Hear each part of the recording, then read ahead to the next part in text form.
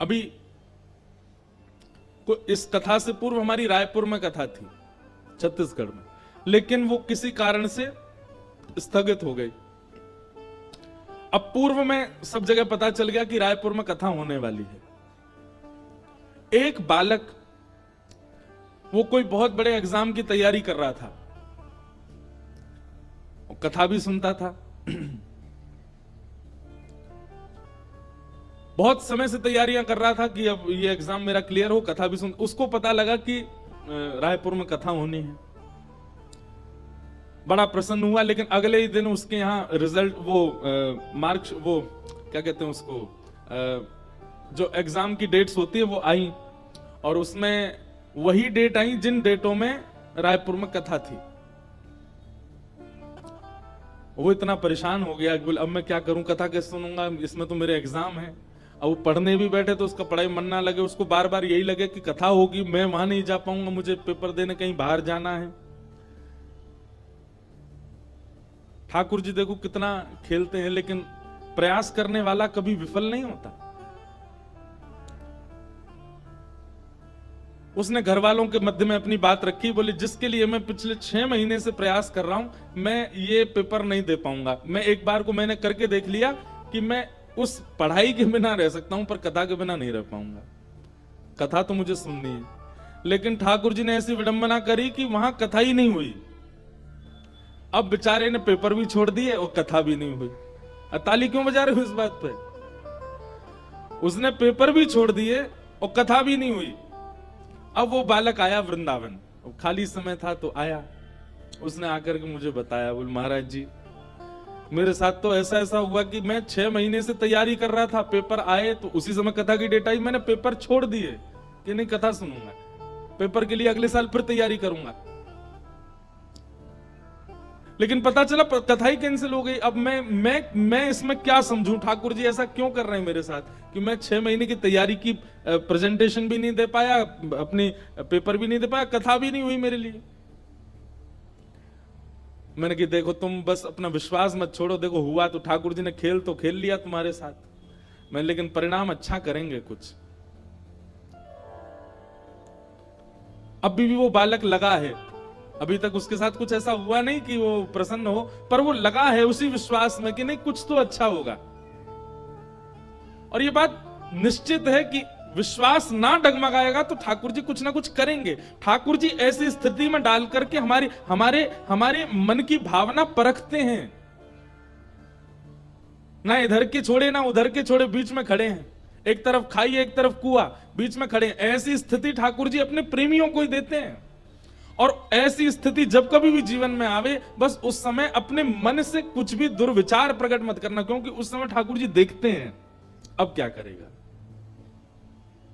स्वामी विवेकानंद कहते हैं यदि एक भी दिन आपका बिना भयानक परीक्षा के निकल रहा है तो आप जीवित नहीं हो, आप जी नहीं रहे हो, आप कुछ अच्छा नहीं कर रहे हो। पर हर दिन आपके सामने ऐसी परिस्थिति आती कि क्या करें समझ नहीं आ रहा है, तो समझो कि हाँ ठाकुर जी की दृष्टि है आप पे।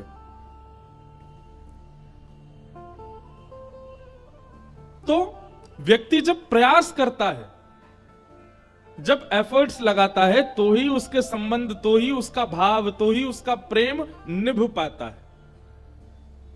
प्रयास मुक्त व्यक्ति को कुछ प्राप्त नहीं होता। तो भक्ति में भी प्रयास करो, प्रयास करके भजन मार्ग पर चलो।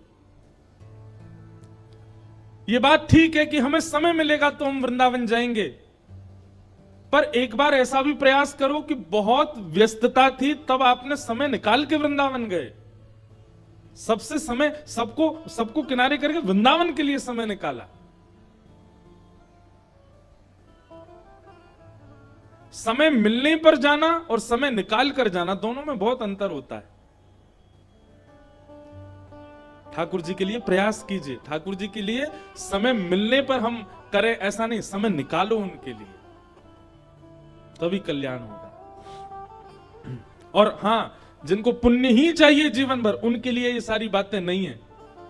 प्रेम लक्षणा भक्ति करने वालों के लिए सब विषय है।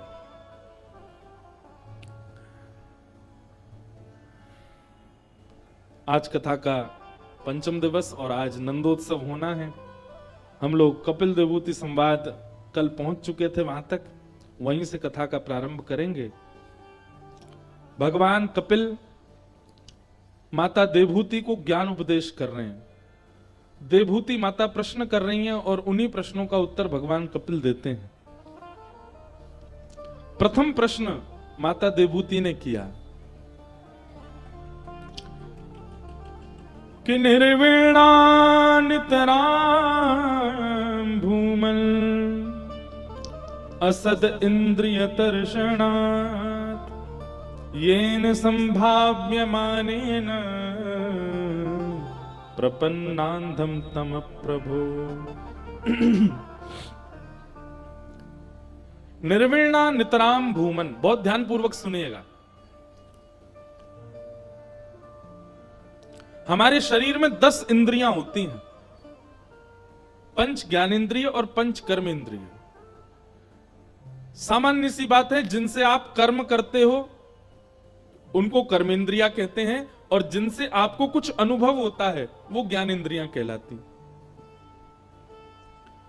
हाथ से कर्म करते हैं, पैर से चलते हैं, मुख से खाते हैं, और 2 गुप्त इंद्रियां हैं। ये 10 इंद्रियां कर्मेंद्रियां हैं। आंख से देखते हैं, नासिका से सूंघते हैं, जिह्वा से चखते हैं, कान से सुनते हैं, त्वचा से अनुभव करते हैं। ये पंच कर्म ज्ञानेंद्रियां। ऐसी 10 इंद्रियां हमारे शरीर में। देवभूति माता प्रश्न कर रही हैं कि हमारी इंद्रियां हर दिन कुछ ना कुछ भोग भोगती ही रहती हैं, पर हमारी इंद्रियों की इच्छा पूरी नहीं होती।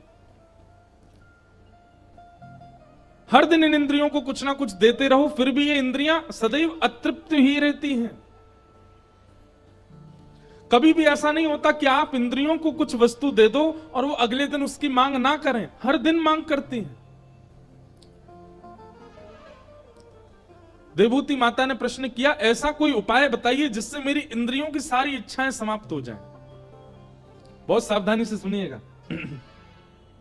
कि भोगान भुक्ता वयमेव भुक्ता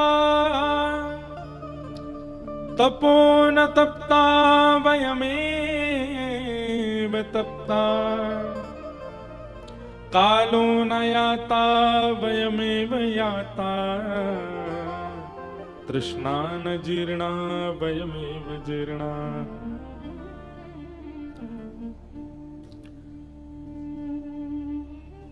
हमें रसगुल्ला बहुत प्रिय लगता है, लेकिन एक बार पाने से हमारी जीभ संतुष्ट नहीं होती। उसको अगले दिन फिर चाहिए, फिर 3-4 दिन बाद फिर चाहिए। अब लोग आते हैं सुबह, कहां कभी बदायूं के प्रसिद्ध पेड़े, बदायूं के प्रसिद्ध क्या काले जामुन। अब मुझे को तो पता भी नहीं वो कहां से आते हैं, लेकिन सब लोग लेके आते हैं कुछ ना कुछ। जहां की जो प्रसिद्धि होती है लाते हैं। पर आप कभी अपनी जीभ से पूछ के देखिए कि इसकी इच्छा कभी पूरी होती है? कभी नहीं। हर दिन इसको कुछ ना कुछ देते रहो, फिर भी इसको बार बार चाहिए। और केवल जीव नहीं, हमारी सारी इंद्रियां, इनकी कोई लिमिट नहीं है कि बस यहां तक ये भोग लें उसके बाद ये तृप्त हो जाएंगी। नहीं, आप देते रहो। हां, बस ये कि एक साथ एक बार में नहीं ले सकती, हर दिन चाहिए। देवभूति माता वही पूछ रही है कि इन इंद्रियों की ठौर कहां है, इन इंद्रियों का विश्राम कहां है, ऐसा क्या है जिससे इंद्रियों की इच्छाएं समाप्त हो जाएं। बहुत सावधानी से सुनिएगा बंधुओं।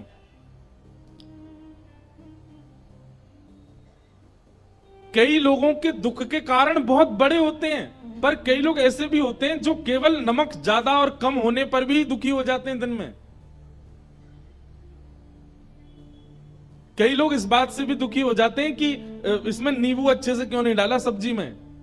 ये भी उनके दुख का कारण। और दुखी, चलो ठीक है, एक आध बार किसी पर थोड़े नाराज हो गए, इतना दुख नहीं। उनका वह दुख 2-3 दिन तक रहता है। अरे उस दिन हमने ऐसा खाया था, उसमें ये था, नमक नहीं था, उसमें मिर्च कम पड़ी थी, ये थी। इतने से ही दुखी हो जाते हैं लोग।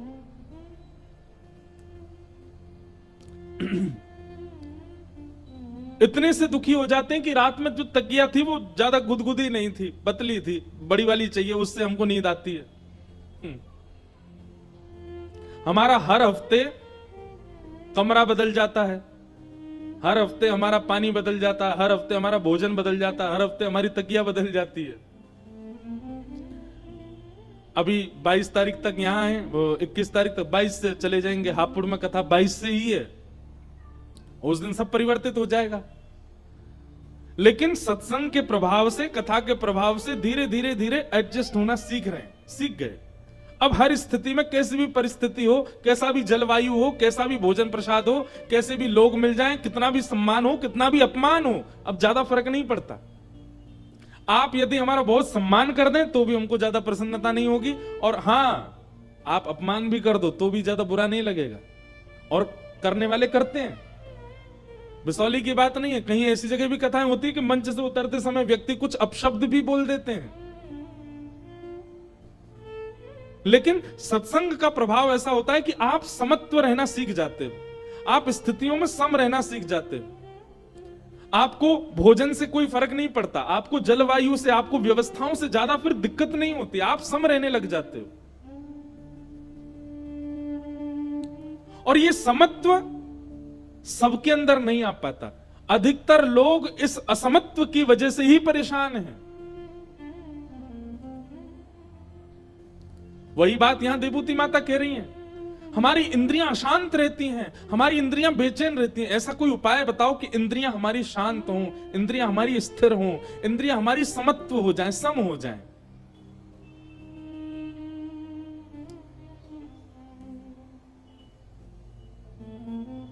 तब भगवान कपिल उत्तर देते हैं, और भगवान उत्तर देते हुए क्या कहते हैं कि योग आध्यात्मिकः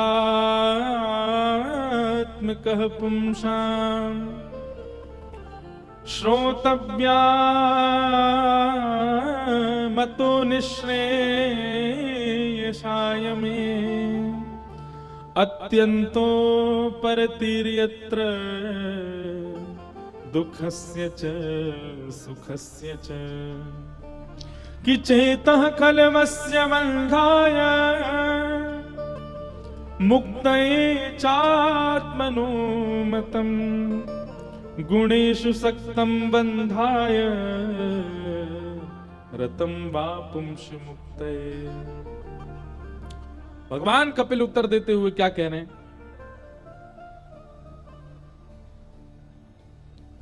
मां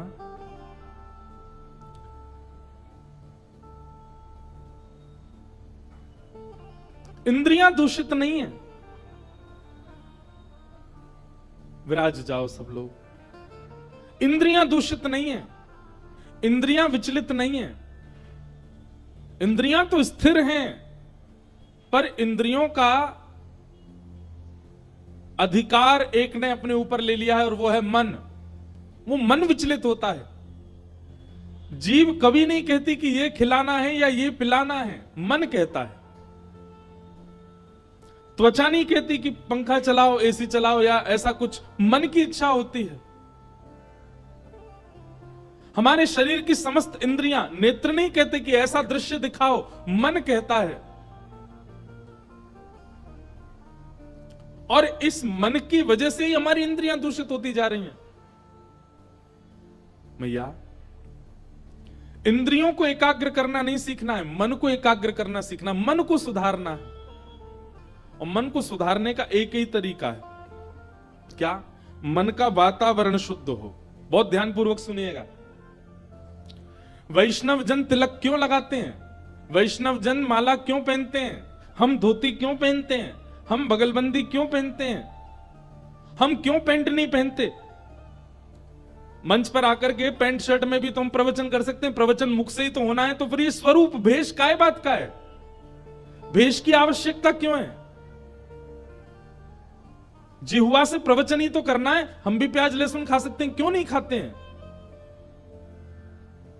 ये सारे परकोटे हैं मन को एकाग्र करने के। कहीं ना कहीं आपके वस्त्रों से भी मन विचलित होता है, आपके अन्न से मन विचलित होता है, आपके जल से मन विचलित होता है, आपके संग से मन विचलित होता है। आप कैसा खाते हैं, कैसा पीते हैं, कैसा पहनते हैं, कैसे रहते हैं, कितने बजे सोते हैं, कितने बजे उठते हैं, आपकी सारी नित्य क्रियाओं से भी आपका मन विचलित होता है। इसलिए इन सबको सुधारा जाता है, इसलिए इन सबको सम करने की स्थिति शास्त्रों में बताई गई है। क्यों वैष्णव जन धोती में ही रहते हैं? क्योंकि पैंट में भजन नहीं होगा, जीन्स पहन करके वह स्मृति क्रिया नहीं बन पाएगी। ये बात स्पष्ट है। हां, आप कर सकते हो भजन, आप थोड़ा बहुत ध्यान लगा सकते हो, थोड़ी बहुत स्थिति में जा सकते हो, पर पूर्णता नहीं आ पाएगी, विचलनता कहीं ना कहीं रहेगी। मन का वातावरण शुद्ध नहीं होगा तो मन तो विचलित रहेगा। इसीलिए मन की शुद्धता, मन के एकाग्रता के लिए ही ये सब कुछ किया जाता है। भगवान कपिल कह रहे हैं, मां मन का संग सुधार दो, मन के आसपास की स्थिति सुधार दो, मन अपने आप सुधर जाएगा। यदि मन का संग नहीं सुधरा तो मन निश्चित बिगड़ जाएगा।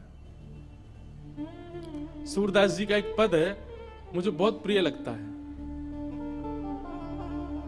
तजोरे मन हरि विमुखन को संग, तजोरे मन हरि विमुखन को संग, तजोरे मन हरि विमुखन को संग, तजोरे मन हरि विमुखन को संग, तजोरे मन हरि विमुखन को संग, तजोरे मन हरि विमुखन को संग, जाके संग कुमति उपजत है, जाके संग कुमति उपजत है। शब्द सुनिएगा ध्यान से, सूरदास जी महाराज क्या कह रहे हैं।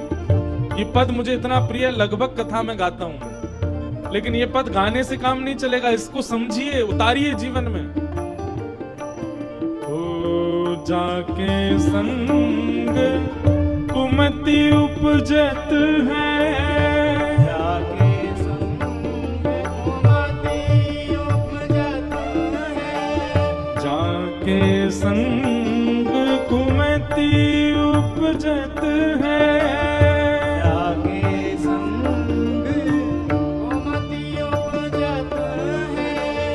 पढ़त भजन में भंग, पढ़त भजन में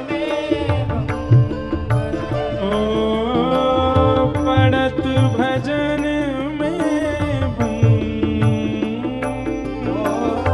पढ़त भजन में भंग, तजोरे मन हरि विमुखन को संग, तजोरे मन हरि विमुखन को संग, तजोरे मन हरि विमुखन को संग, तजोरे मन हरि विमुखन को संग। कहा होत पैपान कराए,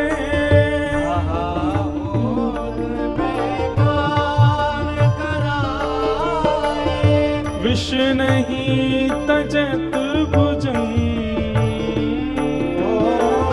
विष नहीं तजत भुजंग, हे गज को कहा सरित अनहाए, गज को कहा सरित अनहाए, बहुरी धरे वह ढंग, बहुरी धरे वह ढंग। और हे सूरदास काली कामर पे, सूरदास काली कामर पे,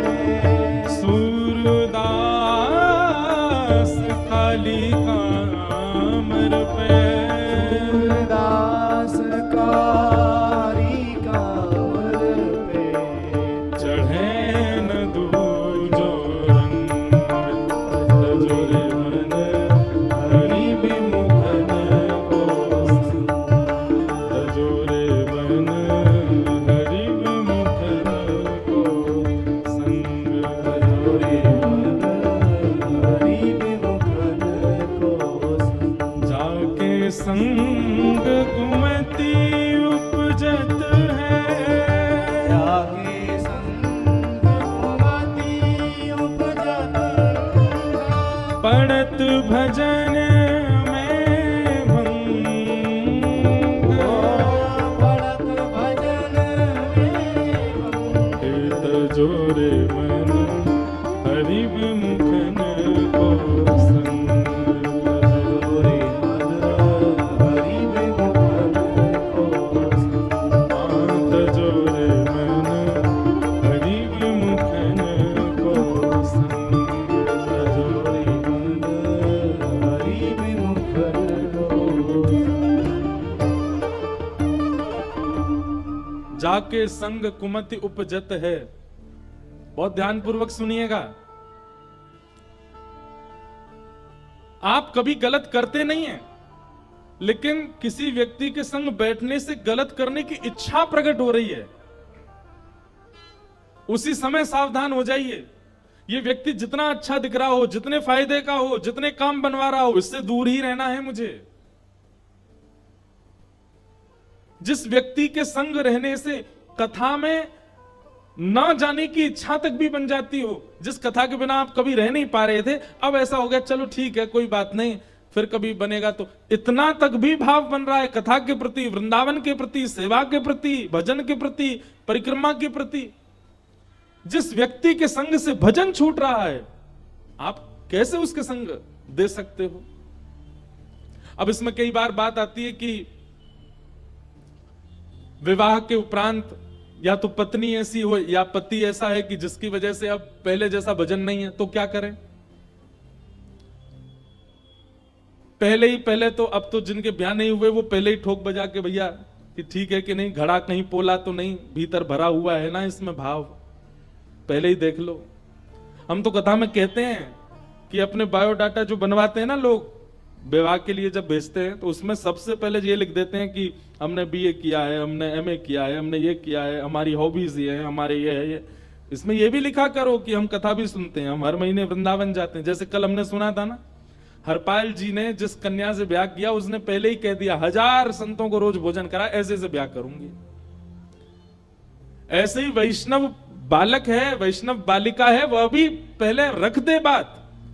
हर महीना कथा में ले जाना पड़ेगा हमको, हर महीना वृंदावन के दर्शन कराने पड़ेंगे। श्री राधा वल्लभ राधारमण जी में साल में एक बार 56 भोग लगाना पड़ेगा। गिरिराज जी की परिक्रमा 6 महीना में एक बार जाने ही जाना है। ये सब रजामंदी हो तब हमसे ब्याह करो भैया, नहीं तो नहीं करो।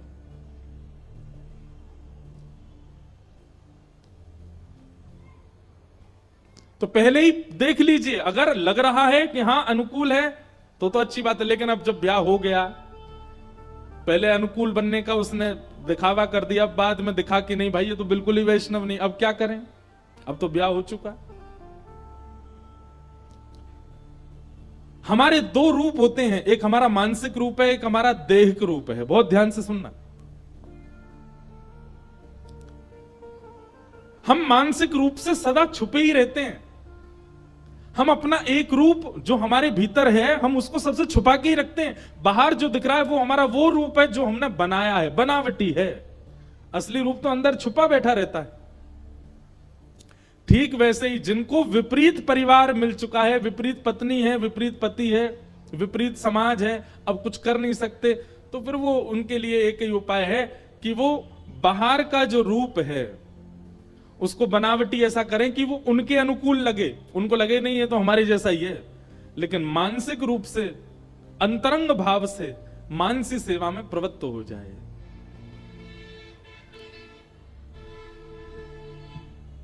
मानसी सेवा समझते हैं? मानसी सेवा का मतलब होता है कि दिन भर में एक समय ऐसा निकालिए, उस समय आप आसन लगा करके बैठिए, मेरुदंड सीधा करके सुखासन में बैठिए और नेत्र बंद करके अपने नेत्रों के, अपने मन में ही ठाकुर जी का एक स्वरूप रखिए, ठाकुर जी का एक मंदिर बना करके रखिए, वहीं पर एक कुंज, वो एक अलग दुनिया बनाओ चित्त में, और नित्य उस चित्त में जाकर के वहां मानसी सेवा करो। ठाकुर जी की सेवा करो, आराधना करो, वस्त्र पोशाक पहनाओ, ठाकुर जी को गा करके सुनाओ, ठाकुर जी के सामने नृत्य करो, ठाकुर जी गले में गलवैया डाल करके घूमो। इस प्रकार मानसी चिंतन करके मानसी सेवा रखो। जिन लोगों का बाह्य वातावरण शुद्ध नहीं है, वो मानसी में प्रवेश कर जाओ। बाह्य रूप से वैसे ही रह जाओ जैसे सब लोग हैं, पर अंतरंग भाव से, मानसी भाव से बिल्कुल परम शुद्ध हो जाओ। ठाकुर जी, अब घर के लोग तो भोग बनाने लायक सामग्री बनाते नहीं, आपको भोग कैसे पवाएं? आप हमारे मन में आ जाओ। मन में आ गए तो मन में बाकायदा चूल्हा बनाओ, चूल्हे में ठाकुर जी की बढ़िया हमने अंगीठी जलाई है, उसमें ऊपर पात्र रखा, पात्र में घी डाला, छौंक, सब चीज का चिंतन करो और चिंतन करके ठाकुर जी को पवाओ। चिंतन करके ठाकुर जी के संग लीला करो, चिंतन करके ठाकुर जी को पोशाक पहनाओ। प्रारंभिक समय में थोड़ी दिक्कत हो सकती है, परंतु आप निरंतर करते करते करते करते एक समय ऐसा आएगा कि वह चिंतन की सेवा इतनी प्रगाढ़ हो जाएगी कि आपको बाह्य सेवा करने का भाव ही नहीं बनेगा। आपको लगेगा मानसी में ही रहूं मैं। हमारे वृंदावन की एक रीति मानसी सेवा की है, वहां मानसी चिंतन करते हैं ठाकुर जी का।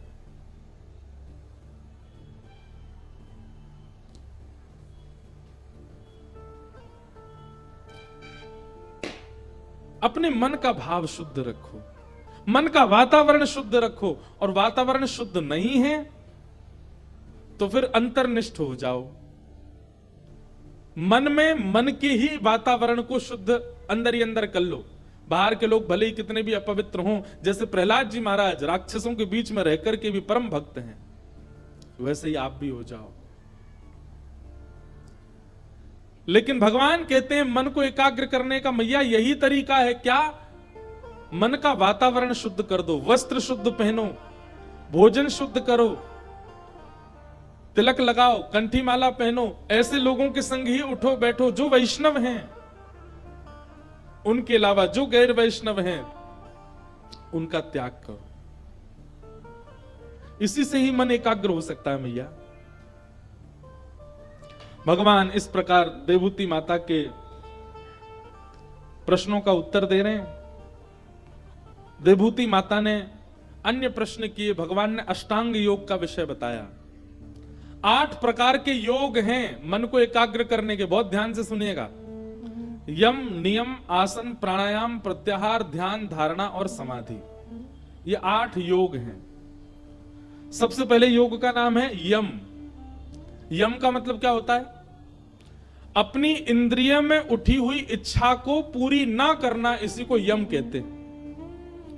आपका कुछ खाने का मन हुआ और आपने तुरंत गाड़ी निकाली, बाइक निकाली, खाने चले गए, तो यह समझ जाना आपकी इंद्रियां बहुत भयानक हो चुकी हैं, क्योंकि आप तुरंत उसकी इच्छा पूरी करवा रहे हो। लेकिन आपकी कोई इच्छा पूरी हो रही है, इच्छा प्रकट हो रही है, और आप अपनी उस इच्छा को दबा रहे हो। नहीं, भूख ही तो लगी है, पेट भरना है ना। ये जीव का चटोरापन क्यों आ जाता है बीच में? एक बात सुनिएगा, रसगुल्ला कितनी देर अच्छा लगता है? जब तक डिब्बे में हो, जब तक जीभ पर नहीं गया तब तक ही बढ़िया लगता है। यहां से नीचे उतरने के बाद उसका कोई स्वाद नहीं पता होता।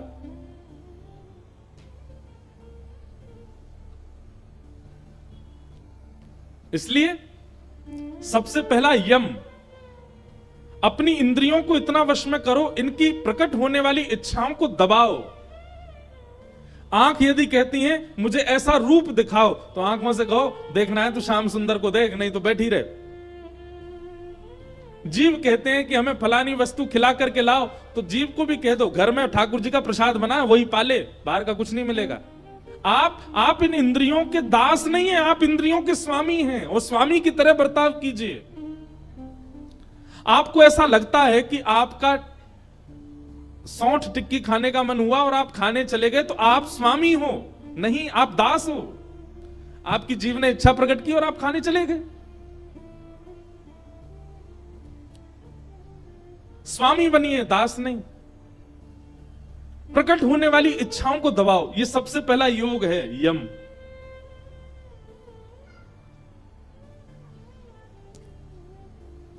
दूसरे योग का नाम है नियम। और एक बात याद रखिएगा, जिसने पहला नहीं किया वो दूसरा नहीं साध पाएगा, दूसरा नहीं किया तीसरा नहीं साध पाएगा। ये 8 योग हैं, अगर पहला डगमगाया तो सारे डगमगा जाएंगे।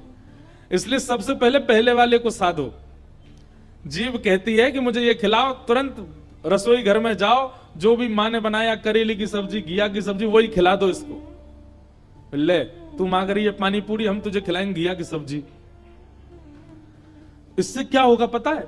ये बहुत लॉजिकल बात है कि आप जीव की इच्छा नहीं मानते तो जीव मन को इंडिकेशन भेजती है कि हम फेल हो गए, हमारी बात मानी नहीं इसने तो कुछ और खा लिया है।